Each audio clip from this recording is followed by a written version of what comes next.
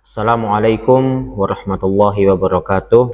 Salam sejahtera untuk kita semua. Saya ucapkan salam sehat kepada Bapak dan Ibu penilai dalam sertifikasi dosen tahun 2025.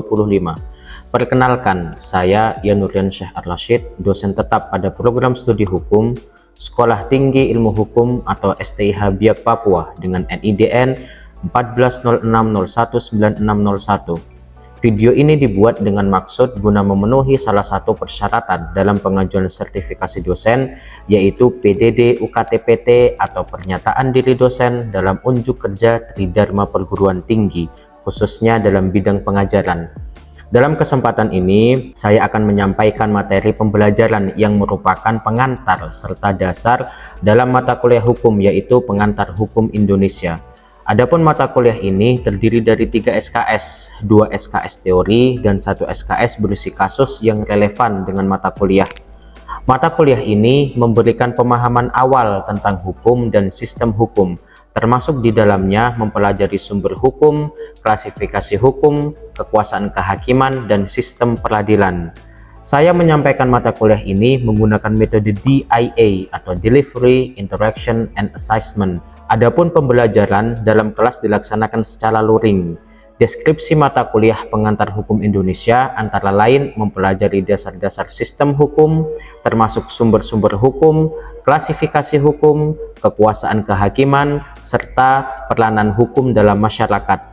Hal ini sangat penting agar dapat memberikan mahasiswa pemahaman dan bekal sebelum mahasiswa melangkah pada tingkat selanjutnya. Setelah mengikuti mata kuliah ini, diharapkan mahasiswa mampu memahami konsep dasar hukum, mengenali berbagai sistem hukum di dunia, serta mengidentifikasi posisi hukum dalam masyarakat. Hal tersebut selaras dengan capaian lulusan yang diharapkan agar mahasiswa menjadi pribadi yang kreatif dan inovatif, serta mempersiapkan SDM yang berkualitas di masa mendatang dan menjadi advokat, hakim, jaksa maupun peneliti hukum. Pada mata kuliah ini terdapat CPL Prodi dan capaian mata kuliah yang diharapkan. Adapun CPL Prodi yang pertama ialah kemampuan umum, yaitu mampu berpikir logis, kritis, sistematis, dan inovatif dalam bidang khusus. Dan kemampuan khusus yaitu menguasai konsep dasar ilmu hukum sebagai landasan dalam memahami hukum positif Indonesia. Adapun dalam CPL Prodi tersebut terdapat beberapa aspek, diantaranya yaitu sesuai dengan taksonomi Bloom atau effective domain, yaitu mahasiswa diharapkan mampu menilai, mengorganisasi, dan juga menerima terhadap mata kuliah. Kemudian terdapat aspek pengetahuan, salah satunya itu cognitive domain. Di antaranya mahasiswa diharapkan mampu memahami, mengingat, menganalisis, dan menilai terhadap mata kuliah yang telah disampaikan. Kemudian terdapat capaian mata kuliah yang diharapkan, salah satunya mahasiswa mampu menjelaskan pengertian, tujuan, dan fungsi hukum dalam masyarakat. Mahasiswa mampu mengidentifikasi sumber-sumber hukum dan sistem hukum nasional di Indonesia. Mahasiswa mampu mengklasifikasikan bidang-bidang hukum dan memahami asas-asas umum dalam hukum. Mahasiswa mampu menjelaskan peran, profesi hukum, serta pentingnya penegakan hukum dalam kehidupan berbangsa dan bernegara. Adapun mata kuliah ini memiliki pokok pembahasan yang sangat relevan dan sesuai dengan perkembangan zaman. Adapun pokok pembahasan dalam mata kuliah ini diantaranya ialah yang pertama, pemahaman dan perbedaan antara pengantar hukum Indonesia dan pengantar ilmu hukum. Kedua, sejarah tata hukum di Indonesia. Ketiga, klasifikasi hukum dan konsep dasar dalam hukum di Indonesia. Keempat, sistem hukum nasional. Kelima, asas-asas umum hukum dan hak asasi manusia. Keenam, kekuasaan kehakiman. Ketujuh, penegakan hukum dan reformasi hukum di Indonesia. Kedelapan, hukum adat dan kearifan lokal dalam bingkai NKRI. Dan kesembilan, fungsi dan peranan hukum dalam pembangunan nasional. Pada mata kuliah ini terdapat referensi wajib dan penunjang yang perlu dimiliki oleh mahasiswa guna memahami materi agar lebih maksimal. Adapun referensi wajib yang harus dimiliki antara lain ialah buku saya sendiri yang telah diterbitkan oleh Yayasan Kiadiren pada tahun 2023 yang berjudul Pengantar Hukum Indonesia, Landasan dan Konsep Dasar, di mana dalam buku tersebut saya bertindak sebagai penulis utama. Kemudian terdapat beberapa referensi wajib yang dimiliki oleh mahasiswa. Di antaranya ialah Pengantar Hukum Indonesia karya Dr. Andes Hanafi Arif, Pengantar Hukum Indonesia karya Dr. Ishak, dan Pengantar Hukum Indonesia karya Neni Sri Imaniati. Adapun referensi penunjang yang perlu dibaca yaitu beberapa karya tulis yang saya miliki dan telah diterbitkan dalam berbagai jurnal baik nasional maupun internasional berreputasi, baik sebagai penulis utama, korespondensi maupun penulis pendamping. Lebih dari itu, materi yang telah disampaikan akan diunggah pada laman LMS STIH Biak Papua, yang mana agar mahasiswa dapat mengakses materi tersebut dimanapun dan kapanpun. Selain itu, komponen penilaian dalam mata kuliah Pengantar Hukum Indonesia diantaranya ialah yang pertama kehadiran 15%, kedua tugas individu dan kelompok 10%, ketiga review paper dan analisis kasus 10%, keempat UTS 25%, dan kelima UAS 40%. Berikut merupakan contoh video pengajaran yang saya implementasikan secara luring dalam ruang kelas bersama mahasiswa.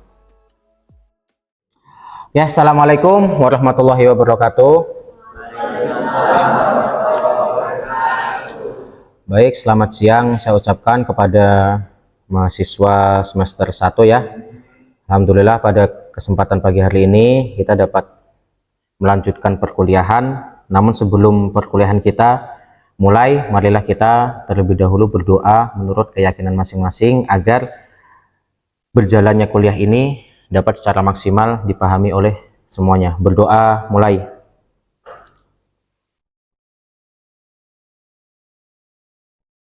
Berdoa selesai. Baik, sebelum kita memasuki mata kuliah selanjutnya, kemarin telah saya sampaikan ya terkait dengan Pengantar Hukum Indonesia, apa itu Pengantar Hukum Indonesia, ruang lingkupnya, dan juga Pengantar Ilmu Hukum, perbedaan antara PHI dan PIH. Sehingga pada pertemuan yang terdahulu diharapkan kalian semua sudah memahami antara perbedaan kedua tersebut, yaitu Pengantar Ilmu Hukum dan Pengantar Hukum Indonesia. Pada hari ini sebelumnya ya, kita akan memasuki materi selanjutnya yaitu tentang hukum. Oke. Karena sebagai mahasiswa hukum tentunya kita harus mengetahui apa sih hukum tersebut, ya kan? Fungsinya apa, dan juga pengertian hukum tersebut itu seperti apa dan bagaimana. Dari pengertian hukum tersebut di sini terdapat pengertian secara etimologi dan terminologi, ya kan? Pertama, ada secara etimologi, hukum itu disebut sebagai law dalam bahasa Inggris atau recht dalam bahasa Belanda dan droit dalam bahasa Perancis. Ya, sehingga di sini dapat dikatakan bahwasanya hukum itu ialah mengatur atau memerintah, ya kan? Itu esensial hukum. Nah, kemudian ada lagi ya yang mengatakan hukum itu bahasanya ius ya dalam bahasa Latin, dan juga recht sama. Sehingga dalam hal ini esensinya hukum itu merupakan aturan yang tertulis dan ditaati oleh setiap masyarakat.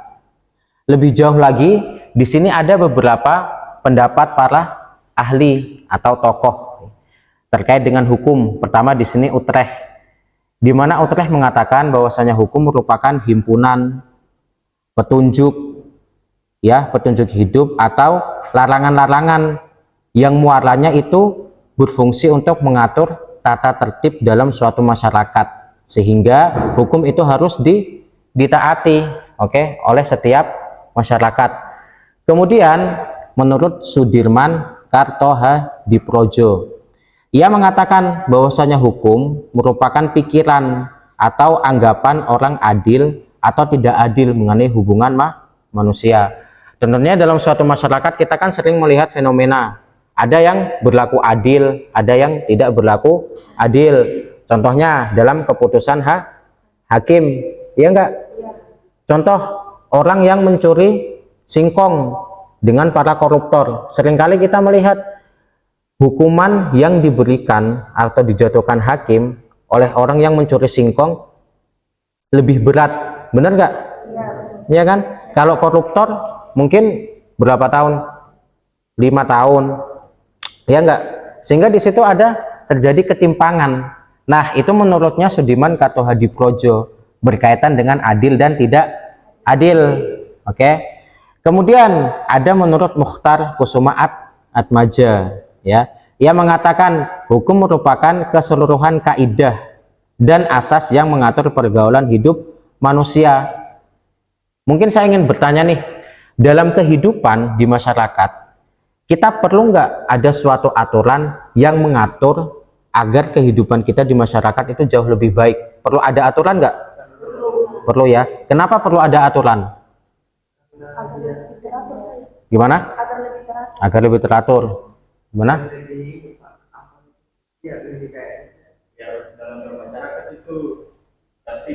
Oke, agar tertib ya. Nah, tentunya kita hidup itu memerlukan aturan, ya. Nggak bisa dibayangkan kalau kita dalam melakukan suatu pergaulan dengan teman sejawat atau dengan keluarga tidak ada aturan, tentunya akan terjadi kekacauan. Nah, dari aturan inilah, ya, tujuannya itu ialah memelihara ketertiban. Salah satunya itu ialah meliputi lembaga untuk mewujudkan kaidah, ya, atau kenyataan yang baik dalam suatu masyarakat. Jadi itulah fungsi daripada hukum itu sendiri menurut Mukhtar Kusuma Atmaja. Berbeda menurut Van Vollenhoven, ya, di mana dalam bukunya Hukum Adat, Van Vollenhoven mengatakan bahwasanya hukum ialah gejala, ya, atau pergaulan hidup yang bergejolak secara terus-menerus dalam keadaan bentur-membentur tanpa henti dengan gejala yang lain. Nah, sehingga dalam hal ini menurut Van Vollenhoven, meskipun hukum atau aturan itu sudah dibentuk, ada suatu kemungkinan nggak hal-hal yang tidak baik itu akan terjadi dalam suatu masyarakat? Contoh, udah ada aturan nih, dilarang mencuri atau mengambil barang milik orang lain. Itu adalah normanya. Tapi ada kemungkinan nggak atau ada gejala nggak ada orang yang melakukan pencurian di tengah masyarakat? Ada nggak? Ada kan? Banyak. Nah, itulah yang menurut Van Vollenhoven, meskipun ada aturan, ya, yang udah diatur, tapi pasti dalam suatu masyarakat itu ada gejala lain, yang mana gejala tersebut mengalami benturan dan akan melanggar terhadap norma yang telah ditetapkan tersebut. Oke. Nah, dari penjelasan tersebut terkait dengan pengertian hukum, mungkin di sini ada yang dapat memberikan kesimpulan terkait dengan apa sih hukum tersebut? Baik. Jadi hukum itu sistem peraturan yang dibuat dan diberlakukan oleh suatu negara untuk mengatur perilaku manusia dalam bermasyarakat, yang bertujuan untuk menjaga ketertiban dan menegakkan keadilan. Oke, baik ya.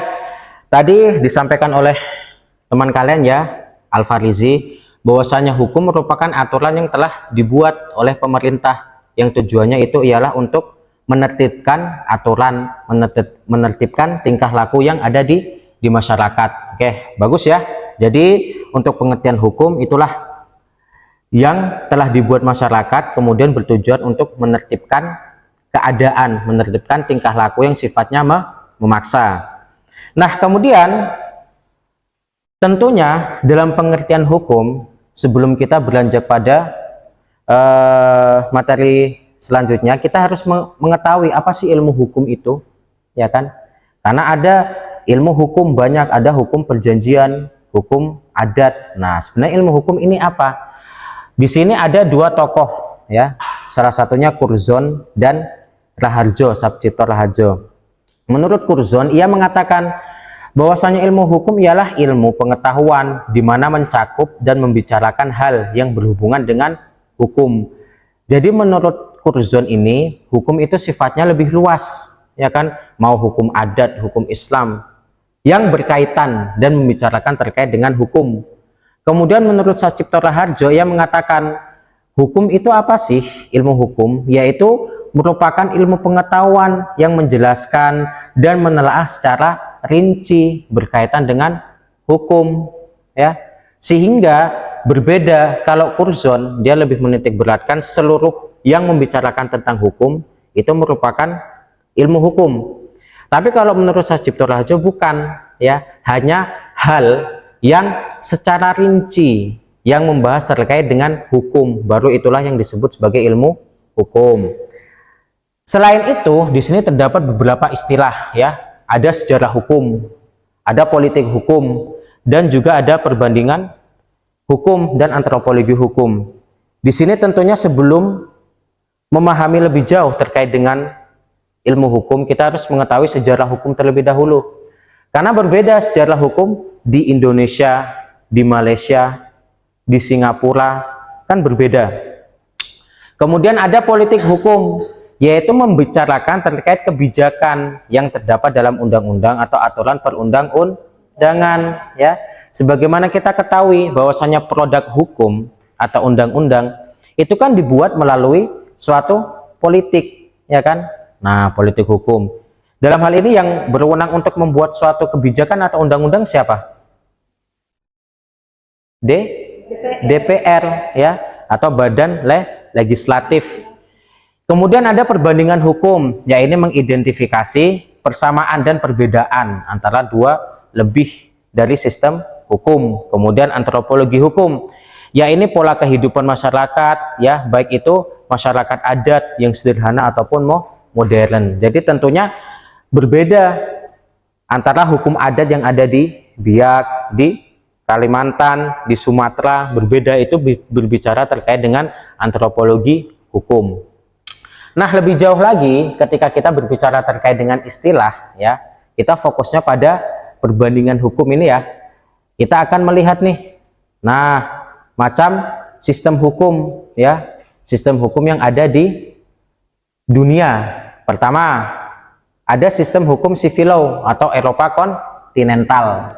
Nah, kalau sistem hukum ini ya, atau civil law atau Eropa kontinental, yaitu ialah secara sederhananya basis atau keunikannya itu ialah aturannya itu terkodifikasi atau dalam hal ini udah dibukukan ya kan. Contoh yang sudah dibukukan yaitu Kitab Undang-Undang Hukum Perdata, Hukum Pidana. Nah, itu merupakan contoh civil law. Oke. Jadi segala sesuatu, segala keputusan itu merujuk pada bukunya. Oke. Contoh KUHP ya kan, KUH Perdata ini harus dibukukan, harus ada. Makanya itu yang dikatakan dalam asas legalitas ya kan.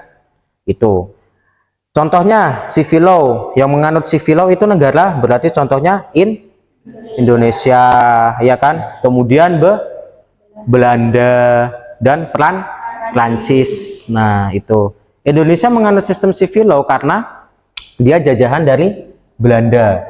Kemudian ada Anglo-Saxon ya kan, yang mana dia sifatnya jurisprudensial, yaitu putusan hakim terdahulu merupakan dasar hukum.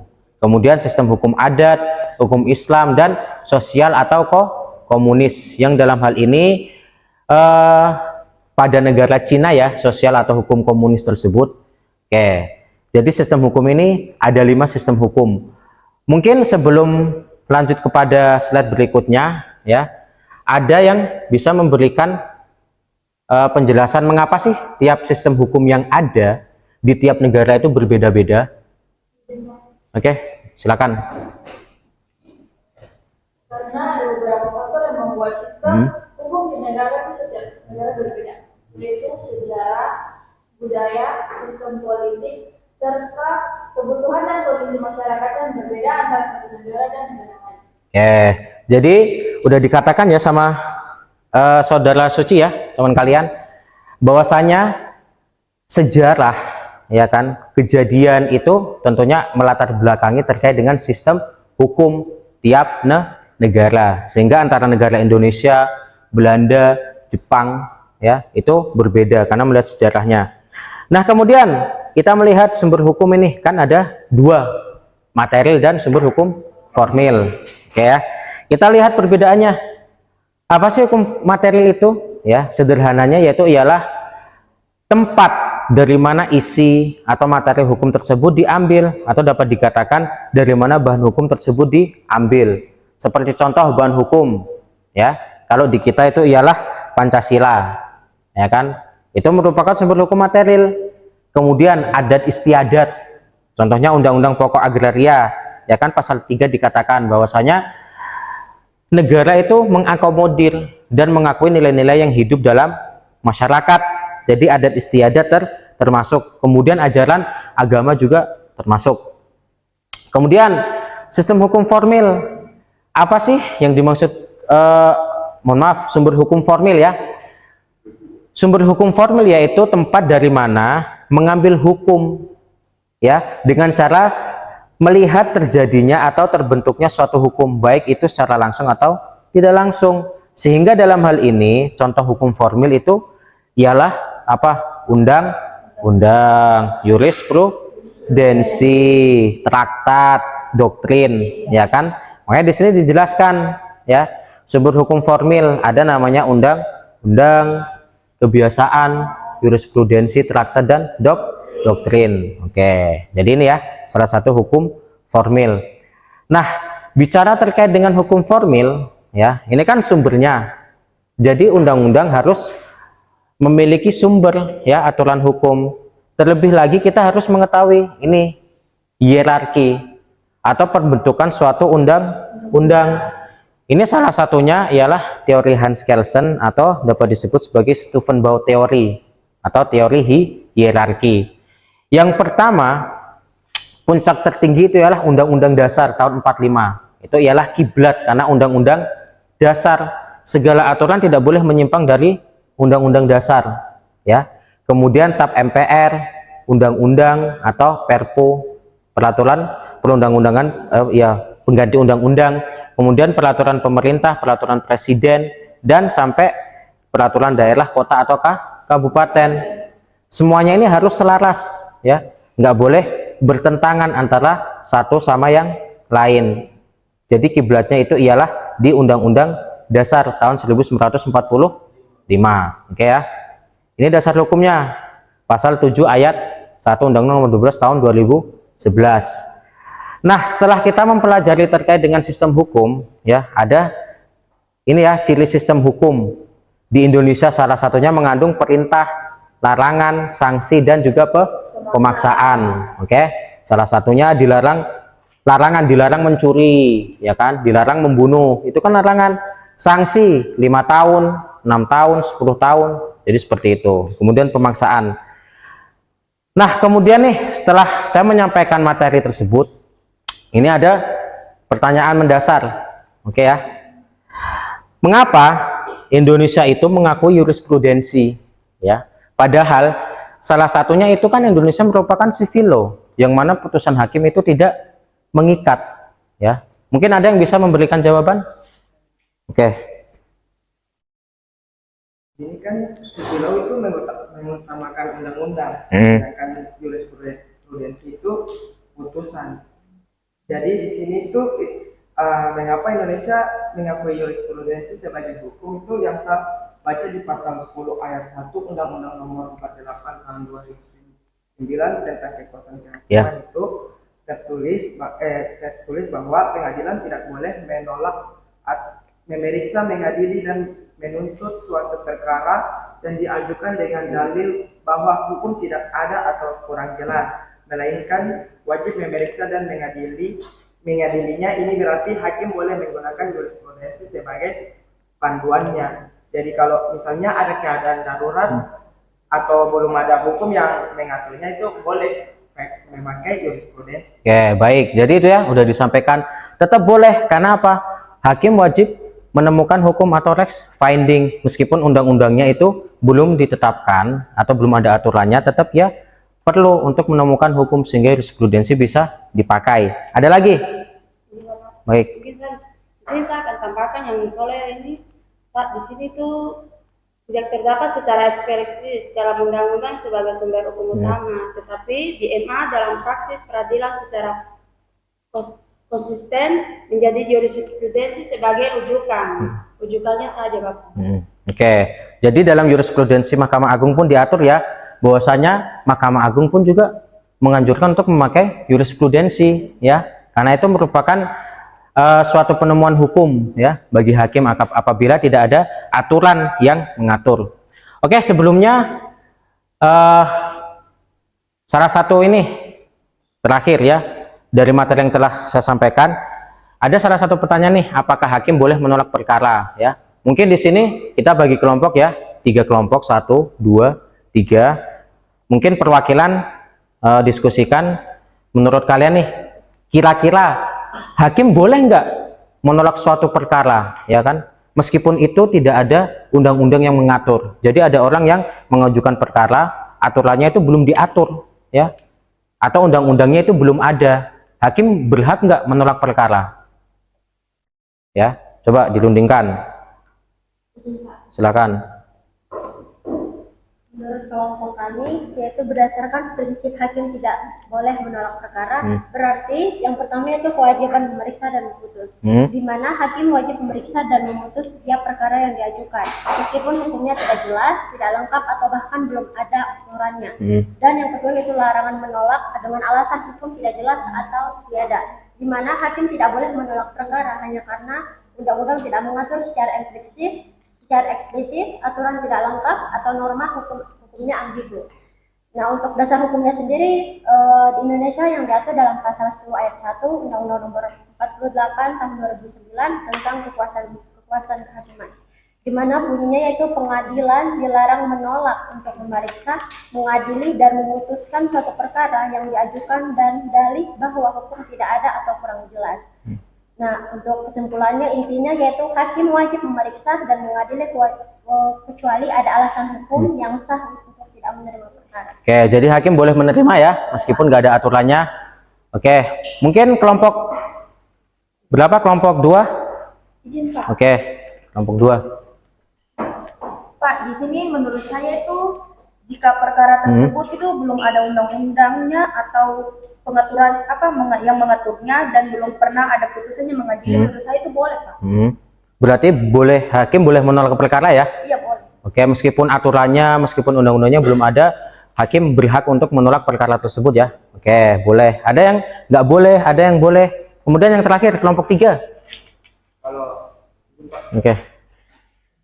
Jadi kalau dari kelompok kita sendiri, kita mungkin sepakat dengan kelompok Leni yang jadi menurut kita tuh hakim tidak boleh menolak atau tidak boleh menolak